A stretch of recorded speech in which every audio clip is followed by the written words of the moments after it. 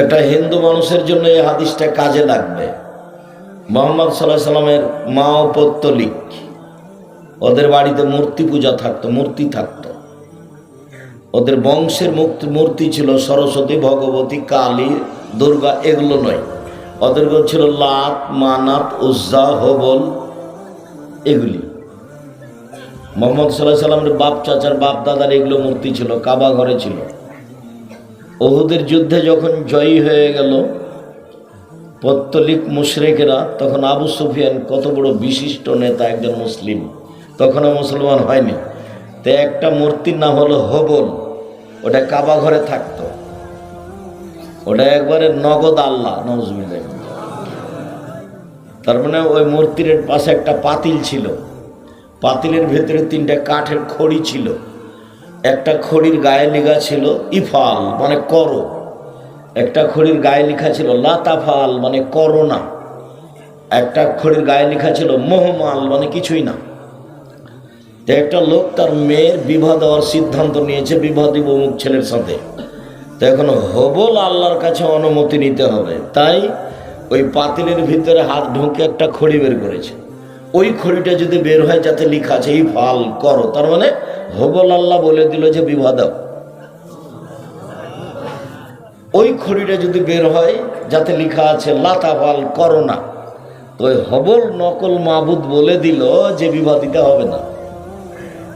এইভাবেই পার হয়ে গেছে জীবন। আবু সুফিয়ান যুদ্ধে পরে জয়ী হয়ে বলছে, বুখারীর হাদিস, উলু হবাল, হবাল আল্লাহ তুমি সম্মানী হও, হবাল আল্লাহ তুমি সম্মানী হও, এভাবে বলছে। তো ওই পরিবারের একজন মুহাম্মদ সাল্লাল্লাহু আলাইহি সাল্লাম, ইনি বলছেন যে আমি আমার মায়ের ক্ষমার জন্য অনুমতি চাইলাম, ক্ষমা হবে না হবে পরে। আমি বললাম আমাকে একটু অনুমতি দাও না, আমি একটু বলি যে আল্লাহ তুমি আমার মাকে ক্ষমা করো, এই বাক্যটা বলি। তো উনি নিজেই বলছেন ফালাম ইউদানলি, আমাকে অনুমতি দেওয়া হলো না। না, আপনি আপনার মায়ের জন্য ক্ষমার কথা বলতে পারেন না, ক্ষমার কথা বলাই যাবে না, ক্ষমা হওয়া না হওয়া পরে। তারপরে তখন আমি বললাম, রব্বি তাহলে আমাকে আমার মায়ের কবর দেখতে যাওয়ার অনুমতি দেন, দেখতে যাই, অন্তত কবরটা দেখে আসি। ফাওজেন আলী, তখন আমাকে অনুমতি দেওয়া হলো, হ্যাঁ আপনি আপনার মায়ের কবর দেখতে যেতে পারেন, ওখানে গিয়ে বলতে পাবেন না যে ক্ষমা করেন।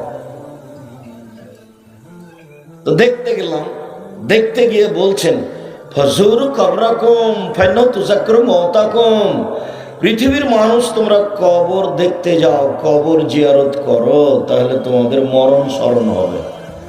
আমাকেও মরা লাগবে, এটা আমার বাপের কবর। মানুষ চলে যাবে এটা সবাই জানে, কিন্তু কেউ হিসাব করতে পারে না যে মরাই লাগবে। আর একেবারেই বাপকে মাটি দিয়ে এসে জমি জায়গা নিয়ে মারামারি লেগে যাচ্ছে ওইখানে। অথচ ওরও একদিন মরণ হবে, এখনই হতে পারে। হুঁশিয়ার মানুষ হই যে মরতে হবে এই কথাটা স্মরণ করতে পারে, তার মানে প্রস্তুতি নিতে পারে। এই ছেলেরা, তোমরা নিজেরা জিম্মেদারি পালন করো, কোনো জায়গাতে কেউ জোর করে কথা বললে আর একজন ওখানে আগাবেন না। এই পাড়ার ছেলেরা যারা আছে তারাই দেখবে, আপনাদেরকে ওখানে সহযোগিতা করতে হবে না। এই ছেলেরা, তোমরা এখানে দাঁড়িয়ে আছো কেন? বসে পড়তে হবে, না হলে সরে যেতে হবে। দুটোর মধ্যে একটা আপনাকে আমি কষ্ট দিতে চাইনি। আর জায়গা আছে বলে আমার অনুমান, জায়গা না থাকলে দাঁড়িয়ে থাকবেন সেটা ভিন্ন কথা। তো কবর যত কঠিন, কিয়ামত তার চেয়ে অনেক বেশি কঠিন। কিয়ামত যত কঠিন, জাহান্নাম তার চেয়ে অনেক অনেক অনেক বেশি কঠিন। কি দিয়ে বুঝায় আপনাকে আমি জাহান্নাম কত কঠিন? কবর বলতে বাড়ির পিছন দিকে 2-2.5 হাত গর্ত খুঁড়ে যেটা মাটি দিয়ে দেওয়া হয়েছে সেটাই কবর নয়। সেটাই যদি কবর হয় তাহলে যাকে বাঘে খেলো তার কবর কোথায়? কবরস্থানের কবরই যদি কবর হয় তাহলে যে পানিতে ডুবে মারা গেল, হারিয়ে গেল, তার কবর কোথায়? কবরই যদি কবর হয়, তাহলে যে আগুনে জ্বলে ছাই হয়ে গেল, তার কবর কোথায়? কবর বলতে মরার পর থেকে নিয়ে বিচারের দিন পর্যন্ত এই দীর্ঘ একটা সময়ের নাম হলো কবর। আলামে বারজাখ, আত্মার জগৎ। ওর আত্মা বুঝতে পারে ভালো মন্দ। কবরে লোকটাকে উঠিয়ে বসানো হলো, তারপরে জিজ্ঞাসা করা হচ্ছে। লাশটাকে উঠিয়ে বসানো হয় না, লাশে কোনো প্রকার ক্ষমতা নাই, ওই রুহ আবার দেওয়া হবে না লাশে।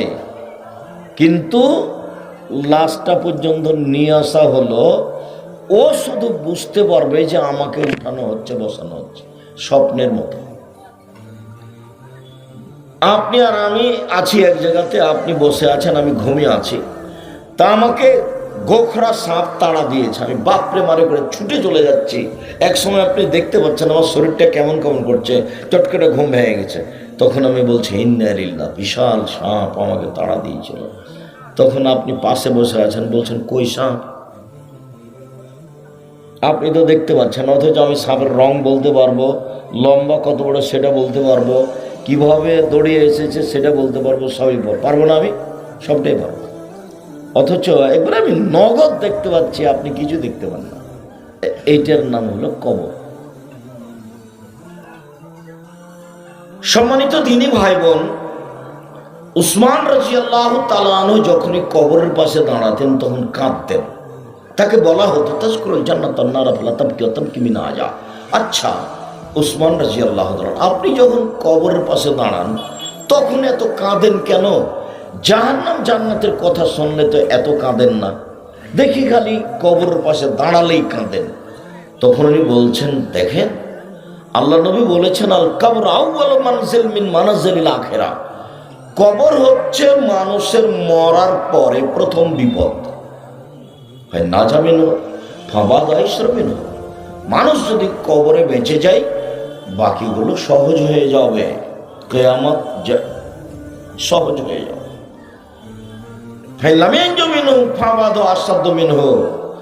যদিও কবরে বাঁচতে না পারে, তাহলে বাকিগুলো আরো জটিল ও কঠিন হয়ে যাবে। কবর যত কঠিন, কিয়ামত তার চেয়ে অনেক বেশি কঠিন। কিয়ামত যত কঠিন, জাহান্নাম তার চেয়ে অনেক অনেক অনেক বেশি কঠিন। আল্লাহ নবী বলছেন, মা রাআইতু মানজারান কাত্তাল কবর আফযা মিনহু, আমার জীবনে আমি দেখিনি কোনো দৃশ্য যেটা কবরের চেয়ে আশ্চর্য হতে পারে। মানুষের চোখের সামনে অনেক দৃশ্য আছে। আগ্রার তাজমহল আছে, ইরাকের ব্যাবিলনের ঘন্টা আছে, কলিকাতার হাওড়ার ব্রিজ আছে, ফ্যাক্স মেশিন আছে, মোবাইল আছে, অনেক আশ্চর্য জিনিস মানুষের চোখের সামনে আছে। কবর তার চেয়ে আশ্চর্য, এ কথা মুহাম্মদ সাল্লাল্লাহু আলাইহি সাল্লাম বলেন। তিনি বলেন, কবরে যে ফেরেশতা মারেন, ওই ফেরেশতা চোখে দেখে না, কোথায় মারছে তার হিসাব নেই। কবরে যে ফেরেশতা মারেন, ও কানে শোনে না, লোকটা কত জোরে চিৎকার করছে হলো শুনতে পায় না, তার কান নাই, চোখও নাই, কানও নাই। এইভাবে তাকে নিয়োগ করা হয়েছে, নিযুক্ত করা হয়েছে। আল্লাহ নবী বলছেন, যদি উত্তর দিতে না পারে তখন ওই ফেরেশতা মারেন, তাতে ও চিৎকার করে, ফায়াসিউ সাইহাতান, বাপরে মারে করে চিৎকার করে উঠে, ইসমু মা মিনাল মাশরিকিল মাগরিব ইল্লা সাকালাইন, সারা পৃথিবীর জীবজন্তু, কীট পতঙ্গ, পদার্থ, জড় পদার্থ সবাই শুনতে পাচ্ছে তার চিৎকার, কিন্তু মানুষ এবং জিন শুনতে পাবে না। ওই ক্ষমতা সৃষ্টি করা হয়নি। এইখানে এই কবরে চিৎকার করছে একটা মানুষ, এখন এই মুহূর্তে 50,000 কোটি কিলোমিটার দূরে যে বস্তু আছে সেও শুনতে পাচ্ছে এই কবরের চিৎকার, কিন্তু আমি আপনি পাশে আছি, আমি আপনি শুনতে পাবো না। যার জন্য কবরের শাস্তি কোনো মিডিয়ায় দেখা যাবে না। ওটা এই দুনিয়ার হিসাব নয়, ওটা পরকালীন হিসাব, যেটা চোখ দেখতে পাবে না, যেটা কান শুনতে পাবে না। যেটা চোখ দেখতে পারে না, যেটা এখন শুনতে পারে না। ওই যে কোনো সময় দেখতে পান যে কাবা ঘরের ইমাম, জনক ইমাম মসজিদ থেকে বের হয়ে কবর খনন করে দেখলেন একটা সাপ লাশটাকে জড়িয়ে ধরে, এখন নগদ মিথ্যে কথা দিয়ে বলছে এই কাগজটা যত লোক ছাপিয়ে দিবে তত নাকি হবে, যত লোক ছাপাবে সবাই পাবে।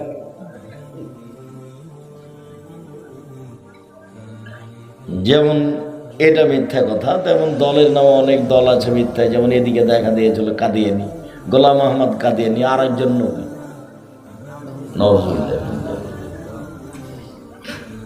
খবরদার কাদিয়ানি যেন এলাকায় না ঢোকে। কাদিয়ানি মানে মুসলমান নয়। সম্মানিত দিনী ভাই বোন, বলছিলাম রাসূল সাল্লাল্লাহু আলাইহি সাল্লাম যেভাবে বলছেন, কবর কবর বলতে বাড়ির পাশের কবর নয়, কবর বলতে একটা সময়। আরেকটা কথা এখানে বলে রাখি, কবরে মানুষ কতদিন থাকবে? কবরে মানুষ থাকবে বাসর রাতে যতটুকু সময় থাকে। তো আব্দুল রাজ্জাক সাহেব, কথা কি ভুল হলো নাকি? ভালো করে বুঝিয়ে বলেন তো। কবরে থাকার সময়সীমা কতটুকু? ভালো মানুষের জন্য বাসর রাতের সমান, আর খারাপ মানুষের জন্য কতদিন তা আল্লাহ ভালো জানে। প্রশ্নের উত্তর যখন ঠিক হয়ে যাবে, তখন যারা এসে জিজ্ঞাসা করছেন তারা বলবেন, তুমি ঘুমিয়ে যাও বাসর রাতের ঘুমানোর মতো, যাকে কেউ জাগাবে না তার নিজ স্ত্রী ছাড়া। তুমি ঘুমিয়ে যাও বাসর রাতের ঘুমানোর মতো, যাকে কেউ জাগাবে না নিজ স্ত্রী ছাড়া। তারপরে যখন ঘুম থেকে উঠবে তখনও মনে করো ইন্নালিল্লাহি, এখনই তো ঘুমাইলাম, এত তাড়াতাড়ি ঘুম থেকে আমাকে উঠালো কেন, মানে বিরক্ত হয়ে যাবে। অথচ 2 কোটি বছর থেকে আছে, 50,000 বছর থেকে আছে, 1 লক্ষ বছর থেকে আছে। ভালো মানুষের কবরের সময়সীমা বাসর রাতের সমান। বাসর রাতটা একটু বুঝিয়ে বলবেন। সেটা আর কি বুঝিয়ে বলবো, এক এক এলাকাতে এক এক রকম হয়। আমাদের দেশে তো আসলো, তারপর মা চাচিরা বাসর ঘর বানায়, তারপরে কনেকে সুন্দর করে সাজায়। হ্যাঁ, সাজাতে হবে, এই কথাই ঠিক, তবে ভাবিরা সাজাবে না। তার নখে নেল পালিশ দিতে হবে না। নেল পালিশ দেওয়া ইহুদি খ্রিস্টানদের পতিতালয়ের মেয়েদের বৈশিষ্ট্য। কনেকে সাজাতে হবে, এই কথাই ঠিক। আয়েশা রাদিয়াল্লাহু তাআলা আনহা বলেন, আমি আমার বান্ধবীদের সাথে একদা দোলনায় খেলাচ্ছিলাম। দোলনায় একদিকে আমরা আছি কিছু বান্ধবী, একদিকে কিছু বান্ধবী আছে, একদিক উঁচু হলে একদিক নিচু হয়। আমরা খেলাচ্ছিলাম, আমার মা আমাকে ডাকলেন, আমি দৌড়িয়ে আসলাম। তো আমার গায়ে কিছু ধুলাবালি লেগেছিল, এগুলো আমার মা একটু মুছে দিলেন, দিয়ে নিয়ে গেলেন একটা ঘরে। দেখি সেখানে আনসারীদের মহিলা। ব্যাপারটা বুঝলাম না, ওখানে কেউ নাই, শুধু আনসারীদের মহিলা। আনসারী মহিলারা আমাকে সুন্দরী করে সাজালো। অন্য এক বর্ণনাতে এসেছে, আসমা বিনতে ইয়াজিদ বলছে, কাইয়ান্ত আয়েশাতা লিরাসূলিল্লাহ সাল্লাল্লাহু আলাইহি সাল্লাম, আমি আয়েশাকে সুন্দরী করে সাজালাম আল্লাহর নবীর জন্য। কি দিয়ে সাজালেন? যা দিয়ে চলে সবই দিলেন, আসকারা মাস্কারা যা আছে, পাউডার টাউডার যা আছে, তবে নেইল পালিশ নয়, আর টিপ নয়। টিপ হচ্ছে হিন্দুদের হিন্দু মেয়েকে বিবাহ করার 10টা পদ্ধতি আছে, তার একটা হলো রাক্ষসী বিবাহ। মেয়ের বাপ বিবাহ দিবে না, ছেলে বিবাহ করবেই। তো জোর করে যদি কপালে টিপ দিতে পারে তাহলে বিবাহ হয়ে গেছে। তো কপালে টিপ দেওয়া প্রথা এসেছে হিন্দুদের পক্ষ থেকে, যার কারণে কোনো মুসলিম মহিলা কপালে টিপ দিতে পাবে না। আর নখের নেইল পালিশ দিতে পাবে না, এই জন্য যে পতিতালয়ের ইহুদি খ্রিস্টানদের পতিতালয়ের মেয়েদের বৈশিষ্ট্য নখে নেইল পালিশ দেওয়া।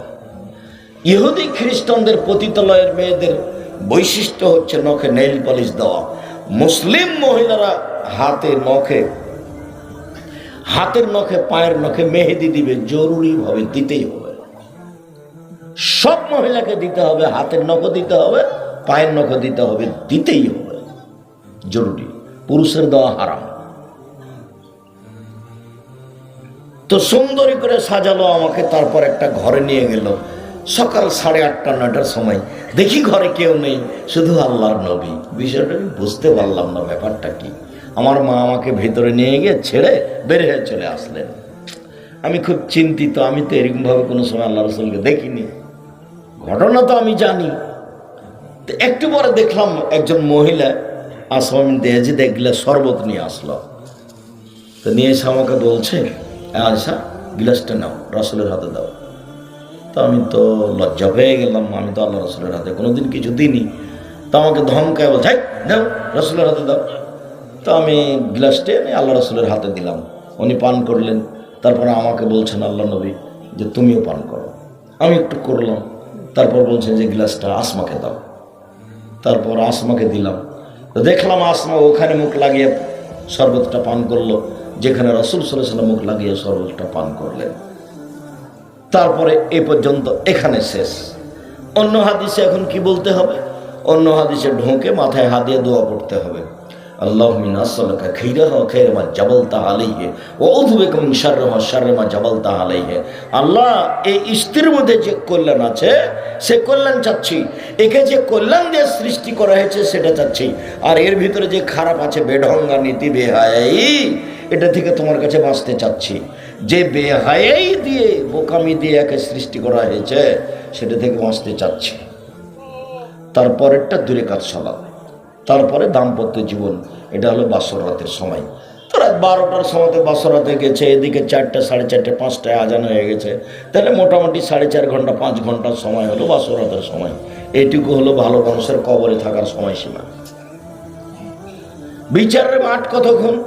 বিচারের মাঠ হলো এক ওয়াক্ত ফরজ সালাত আদায় করতে যত সময় লাগে। একজনের বিচারের সময়সীমা হলো, একজন ভালো মানুষের বিচারের সময়সীমা হলো এক ওয়াক্ত সালাত আদায় করতে যত সময় লাগে। ধরে নি মাগরিব 7 মিনিট, ধরে নি জোহর 7 থেকে 10 মিনিট, এই সময়ের মধ্যে একজন ভালো মানুষের বিচার হয়ে যাবে। আর যদি মানুষটা জালেম হয়, জোর করে জমি দখল করে থাকে, আর যদি দলীয় দাপটে কাউকে জেলে দিয়ে থাকে, দলীয় দাপটে যদি আব্দুর রাজ্জাক বিন ইউসুফের বক্তব্য বন্ধ করে থাকে, একদিন যদি বিচার লেট হয় তাহলে 50,000 বছর, যদি 3 দিন লেট হয় তাহলে 1.5 লক্ষ বছর পরে বিচার হবে। ও নিজেই জানে না বিচার কাকে বলে, বাপও জানে না ঘটনা কি, মাও জানে না ঘটনা কি। দুনিয়াতে এসেছে মা মানে জন্ম দিয়েছে বাচ্চা, তাই মা প্রসব করেছে, তাই ও বাপে বিবাহ দিয়েছে, স্বামীর কাছে গেছে, তাই ও মা হয়ে গেছে। ও তো জানে না বাচ্চা পালন করা কি জিনিস, মা কাকে বলে তার জানা নেই, মা কাকে বলে তার জানা নেই। সম্মানিত দিনী ভাই বোন, মধ্যখানে কথা আছে, এই কথাটা আমি শেষ করে নিয়ে আগে বাড়ি। মা কাকে বলে জানা না। এই ছেলে শোনো, আমি যদি বলি এটা তোমার মা নয়, এটা তোমার খালা, তুমি অস্বীকার করতে পারবে না। কিভাবে আব্দুর রাজ্জাক সাহেব? তোমার প্যান্টটা টাকনোর নিচে আছে। 3 শ্রেণীর মানুষের সাথে আল্লাহ বিচারের মাঠে কথা বলবেন না। তার মধ্যে 1 শ্রেণীর মানুষ যাদের পায়জামা লুঙ্গির টাকনোর নিচে থাকে। বলো তো, তোমার মা এই পায়জামাটা রোজ তোমাকে ধুয়ে দেয়? তোমার পাশে একটা তোমার ভাই আছে ছোট, 7 বছর বয়স, তার প্যান্টটা টাকনোর নিচে আছে, তোমার মা রোজ প্যান্টটা ধুয়ে পরিষ্কার করে শুকিয়ে তার গায়ে দেয়। কই তোমার মার কাছে তো একটু খারাপ লাগে না? তোমার বোন এখন এখানে দাঁড়িয়ে আছে, তোমার মায়ের পাশে ক্লাস 10-এ পড়ে, পাঞ্জার চুল নিয়ে হেঁটে বেড়াচ্ছে, ক্লাস 10-এ পড়ে, গল্প করছে জোহর থেকে। তোমার মা আছে, কথা কে বললো না? তোমার মা থাকলে এটাও করতে পারে। বুঝতে পারোনি মা কাকে বলে? এটা তোমার মা না, এটা তোমার খালা, নইলে তোমার সৎ মা। মা হলে 4টা জিনিস লাগে, এটুকু দেখি আগে বাড়ি। এই ছেলে বসো। উপস্থিত বৈঠকের মুসলিম বোন, আপনি একটু কথা খেয়াল করে শোনেন। এই মেয়ে, কথা বলছো কেন? তোমার লজ্জা হয় না, শরম হয় না কেন? আমি কথা বলছি, তুমি হিসাব পাও না? উপস্থিত বৈঠকের মুসলিম বোন, আপনাকে আমি অনুরোধ করছি, আর একজন মহিলা যদি আপনার গায়ের উপর দিয়ে চলে যায় তবে আপনি মুখ খুলবেন না, মুখখান বন্ধ করে রাখেন। আপনার স্বামী কাপুরুষ, তারই ফাঁকে তো আপনি চিল্লাতে শিখেছেন। ঢং ঢং করে এসেছেন, ডোডো করে, আবার ঢং ঢং করে চলে যাবেন। শরমও নাই, লজ্জাও নাই। গল্প করতে করতে আসেন, গল্প করতে করতে চলে গেলেন। আপনার বাপও কাপুরুষ, আপনার স্বামীও কাপুরুষ। আপনার স্বামী একটা ঘৃণিত পুরুষ। স্বামী হলে ক্ষমতা লাগে, চোখ যেভাবে ঘুরে বউ সেভাবে চলে, তার নাম ক্ষমতা। চোখ যেভাবে ঘুরে বউ সেভাবে চলে, তার নাম ক্ষমতা। বউ পালন করলে ক্ষমতা লাগে। আল্লাহ রাসূল বলছেন, ইয়া মাশারা শাবাব মান ইসতাতা মিনকুম বাত ফালা তাজাওয়াজ। এই যুবকদের শোনো, বিবাহ করলে আগে ক্ষমতা লাগবে, তারপরে বিবাহ। ক্ষমতা মানে পেশাবখানা, পায়খানা, মোহর, শারীরিক ক্ষমতা, কন্ট্রোল ক্ষমতা সব যখন থাকবে তখনও বিবাহ করবে। যদি ক্ষমতা না থাকে তাহলে তাকে রোজা থাকতে হবে। আল্লাহ নবী বলছেন, রোজা থেকে থেকে থেকে থেকে ও তার যৌবনকে ধ্বংস করে দেবে, বিবাহ করতে পারবে না। যার মেয়ে ক্লাস 10-এ পড়ে, এখানে মাথায় কাপড় দিয়ে নাই, ওকে হিন্দুর মেয়ে, ওকে ইহুদি খ্রিস্টানের মেয়ে, তো মাথায় কাপড় দিয়ে নেই কেন? ওর বাপ আছে, ওর ভুল কথা, ওর বাপ নেই। ওর মা আছে, এটা ভুল কথা, ওর মা নেই। বাপ মাকে শুধু ইনকামের জন্য আর ভাত রান্না করে খাওয়ার জন্য, ইনকাম আর ভাত রান্না আল্লাহ রাসূল ওভাবে বলেননি। একে লালন পালন করতে হবে, এ কথা বলেছে। ওকে লালন পালন করতে হবে, ওকে দেখাশোনা করতে হবে। বাপেরটা আগে বলি, তারপর মায়েরটা বলছি। বাপ, মান ওয়ালাদা লাহু ওয়ালাদুন, যে বাপের ছেলে মেয়ে জন্ম নিবে, ফালিহিসান ইসমাহু, সে যেন একটা সুন্দর নাম রাখে। নাম রাখতে হবে, 7 দিনের দিন আকিকা করতে হবে, 7 দিনের দিনই করতে হবে। 14 দিনে হবে না, 21 দিন হবে না। পৃথিবীর সবাই যদি বলে তবুও হবে না। আমি 26 বছর থেকে ফটো লিখে 2 হাত দিয়ে, কতদিন থেকে? 26 বছর থেকে হোমসি খালি মুখে বললে হবে না, তোবা করে আবার ফিরে যেতে হবে। গায়ের জোরে কিছু চলে না। 6 বছর থেকে নিজে ফটো বোর্ড পরিচালনা করি। আমার সামনে বসে থাকে দেশ বিদেশের বড় বড় বিদ্বান, যাদের বিদেশি শিক্ষক, যাদের এক একজনের বেতন 70-80 হাজার করে, যেগুলো জামিয়া সালাফিয়া ডাঙ্গিপাড়া পবা রাজশাহীতে অবস্থান করেন, যাদের থাকা খাওয়া ভিন্ন। জামিয়া সালাফিয়া শিক্ষক শিক্ষিকাদের বেতন লাগে প্রতি মাসে 30 লক্ষ। প্রতি মাসে 30 লক্ষ বেতন লাগে। জামিয়া সালাফিয়া এদেশের ব্যতিক্রম প্রতিষ্ঠান। এদেশের প্রত্যেকটা আহলে হাদিসের জানের প্রতিষ্ঠান জামিয়া সালাফিয়া। ওটা আগে, তারপর একটা নিজেরটা। সবাইকে খেয়াল করতে হবে, আমার প্রতিষ্ঠান জামিয়া সালাফিয়া, বাড়িটা আমার, তবে আমার যেটা নিজস্ব জানের জান, যেটা জামিয়া সালাফিয়া। এই দেশের বাংলা, ইংরেজি, আরবি উন্নতমানের শিক্ষা দেওয়ার ব্যতিক্রম মাধ্যম জামিয়া সালাফিয়া, যেখানে শহ শহ হাজার হাজার ছেলে মেয়ে পড়াশোনা করে, যেখানে শহ শহ শিক্ষক শিক্ষিকা। ডাঙ্গিপাড়া 26 বিঘা জমির উপরে ছেলে শাখা, আর রূপগঞ্জ নারায়ণগঞ্জে 51 বিঘা জমির উপরে প্রতিষ্ঠান। মার্চের 2-3 সম্মেলন, একদিন যা দেখে আসবেন, ভুল করে এদিকে চলে যাবেন। একটা লোক ব্যাগ বোকচা নিয়ে অনেক দূর যেতে প্রস্তুত, কিন্তু জামিয়া সালাফিয়া দেখেনি। কলকাতায় যে না দেখেছে সে তো মায়ের গর্ভে আছে, জামিয়া সালাফিয়া যে না দেখেছে সে তো মায়ের গর্ভে আছে। এইভাবে নিয়ে যেতে, ওইটা নয়। মৌলানা শেহাবুদ্দিন সুন্নি মারা গেছেন, আন্দোলনের একজন বড় মৌলানা ছিলেন। তিনি একদিন বলছেন, কলকাতা যে না দেখেছে সে তো মায়ের গর্ভে আছে। জামিয়া সালাফিয়া চোখে না দেওয়া পর্যন্ত কিছু ভাবা যাবে না। এদেশের ব্যতিক্রম প্রতিষ্ঠান জামিয়া সালাফিয়া। সম্মানিত দিনী ভাই বোন, যেটা বলছিলাম, এক, ছেলে মেয়ে জন্ম নিলে সুন্দর নাম রাখতে হবে। 2, ফায়জা বালাগা ফালি জব্বে জহু, বড় হলে বিবাহ দিয়ে দিতে হবে। অলিয়তে বহু, 2, তাকে শিষ্টাচার শিখাতে হবে। শিষ্টাচার, এটা বাপের কাজ। বিদ্যা শিষ্টাচার শিখাতে হবে। 2, 3, ফায়জা বালাগা ফালি জব্বে জহু, বড় হলে বিবাহ দিয়ে দিতে হবে। ফায়জা বালাগা ফালি জব্বে জহু, যদি বিবাহ না দেয়, সে যদি কোনো পাপ করে, সে পাপ তার বাপের হবে। আমি এই কথা বলিনি, আমি অনুবাদক। এটা হলো বাপ। নাম রাখতে হবে, শিষ্টাচার শিখাতে হবে, বিবাহ দিয়ে দিতে হবে। বাপকে নাম রেখেছে লিটন, এটা বাপ, এটা সুন্দর নাম হলো। ওকে তোবা করতে বলতে আমার বাপ ভুল হয়েছে। আমি এই মনে তোবা করিয়া বলিতেছি যে আস্তাগফিরুল্লাহ ওয়া আতুবু ইলাইহি, আমার বাপ ভুল হইয়াছে, আমার বাপের নাম, আমার বেটার নাম লিটন। ও নিজে বলুক যে আমার বেটার নাম লিটন, ভালো হয়েছে। কেন বলবো? এটা বাপ নাকি? আপনি মনে কষ্ট, আপনাকে আমি কষ্ট দিতে এসেছি, এমনভাবে আপনাকে কথা বলতে এসেছি, 20 বছর পরে যেন আপনার মনে থাকে যে এখান থেকে যাবে কেটে ছিঁড়ে চলে যাবে। এটা আমি চাচ্ছি আপনাকে বলতে হবে। আমার ছেলের নাম লিটন এবং ভালো নাম, এটা বলতে হবে, নইলে বলতে হবে ভুল হয়েছে আমার। কোন সাহস আপনি কথা বলেন? আমি আব্দুর রাজ্জাক বিন ইউসুফ, আমার জীবনে আমি কোনোদিন অপ্রয়োজনীয় বাক্য ব্যবহার করিনি 32 বছরে। আব্দুল্লাহ, আব্দুর রহমান, আব্দুল রহিম, আব্দুল হামিদ, আব্দুল গাফফার, আব্দুল সাত্তার, এগুলো নাম। ইউসুফ, ইসমাইল, ইয়াকুব, ইয়াহিয়া, ইদ্রিস নবীগণের নাম। আল্লাহর নবী বলছেন ইব্রাহিম নবীগণের নাম রাখো, আল্লাহর গুণবাচক নাম রাখো। তো লিটন কোনটা? একটা কাঠ রাখতেন, সেটাও ভালো ছিল। কাঠ, আমার ছেলের নাম কাঠ। আল্লাহ রাসূলের কথাটা আবার দেখেন, মান ওয়ালাদাহু ওয়ালাদুন, কারো যদি ছেলে মেয়ে জন্ম নেই, ফাল ইহসান ইসমাহু, এটা আদেশবাচক শব্দ, সে যে তোর ছেলে মেয়ের নাম সুন্দর নাম রাখে। কি সুন্দর! খালি বিবেচনা অন্যের কাছে দিলেই হবে, দিন রাত খালি নির্বাচন করে বেড়াইলেই হবে। মুখের চরিত্র ফুলের মতো পবিত্র, আর বক্তব্য বন্ধ করো। 2, 3 ওলিয়তেবহু, তাকে শিষ্টাচার শিখাতে হবে। বিদ্যা, চাল চলন, আচরণ, কথাবার্তা বাপ মাকে দিন রাত দেখতে হবে। বিবাহ দিয়ে দিতে হবে, যে বিবাহ না দেয় তাহলে পাপ তার বাপের হবে।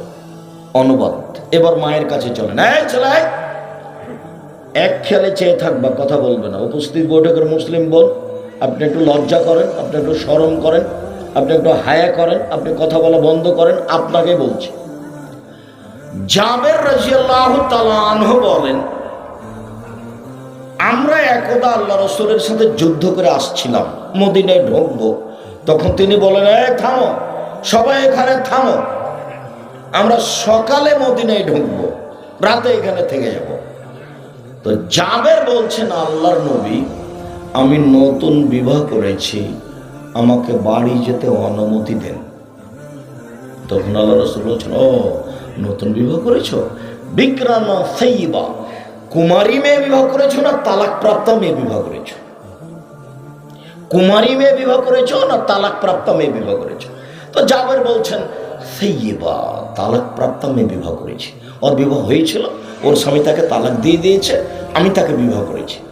তখন আল্লাহ রাসূল বলছেন, হাল্লা বিক্রান তোলায়বকা, তুমি কুমারী মেয়ে কেন বিবাহ করলে না? তুমি তার সাথে খেলতে, ও তোমার সাথে খেলতো। তুমি অবিবাহিতা মেয়ে কেন বিবাহ করলে না? তুমি তার সাথে খেলতে, ও তোমার সাথে খেলতো। তুমি কুমারী মেয়ে কেন বিবাহ করলে না? তুমি তার সাথে খেলতো, তোমার সাথে খেলতো। আচ্ছা যাক, আল্লাহ নবী এ পর্যন্ত বললেন। দেখি জাবের কি বলছেন। জাবের বলছেন, আল্লাহ নবী শোনেন, আমার বাপ উহুদের যুদ্ধে শহীদ হয়েছেন 6 জন মেয়ে রেখে, আমার 6টা বোন আছে। আল্লাহ নবী শোনেন, আমার পিতা উহুদের যুদ্ধে শহীদ হয়েছেন, 9 জন মেয়ে রেখে মারা গেছেন, আমার 9টা বোন আছে। এক বর্ণনায় 6টা, এক বর্ণনায় 9টা। আল্লাহ নবী শোনেন, আমার পিতা উহুদের যুদ্ধে শহীদ হয়েছেন, 6 জন মেয়ে রেখে গেছেন, আমার 6টা বোন আছে। 9 জন মেয়ে রেখে গেছেন, আমার 9টা বোন আছে। আমি আমার বোনদের সমবয়সের মেয়েকে বিবাহ করিনি 4টা কারণে। এটা হলো মায়ের কারণ।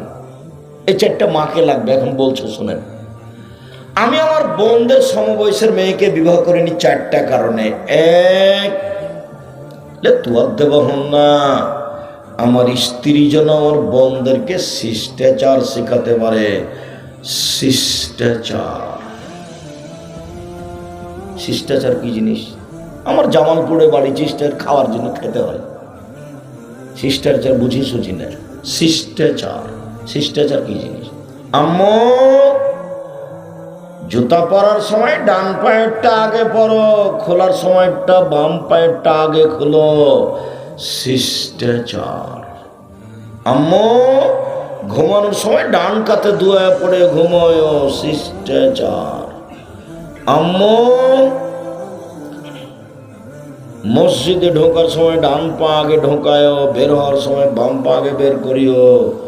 শিষ্টাচার।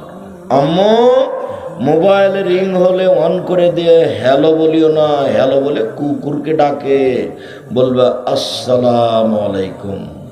শিষ্টাচার। আম্মু, কেউ যদি তোমার কাজ করে দেয় একটু, কেউ যদি তোমাকে এক গ্লাস পানি দেয়, তাহলে বলিও জাযাকাল্লাহ খার, আল্লাহ তোমাকে উত্তম প্রতিদান করুক। কখনো বলো না থ্যাংক ইউ। ওটাও শিষ্টাচার, এটাও শিষ্টাচার। কখনো থ্যাংক ইউ বলো না, ওটা কিছুই না, ওটা কিছুই না। জাযাকাল্লাহ খায়, তুমি যে এক গ্লাস পানি দিলে আল্লাহ তার প্রতিদান দান করো। নিজের কাছে আর রাখলাম না। এই নিয়ে কথা পরে। শিষ্টাচার, আমার স্ত্রী যেন আমার মেয়েদেরকে শিষ্টাচার শেখাতে পারে। 2, ওয়াতুআল্লিমুহুন্না, আমার স্ত্রী যেন আমার বোনদেরকে বিদ্যা শিখাতে পারে। বিদ্যা, বিদ্যা কি জিনিস আম্মু? সুতরাং আসুন আমরা আমাদের জীবনকে ভালো কাজে ব্যয় করি, আমরা বেশি বেশি করে নেক আমল করি আর খারাপ কাজ থেকে বিরত থাকি।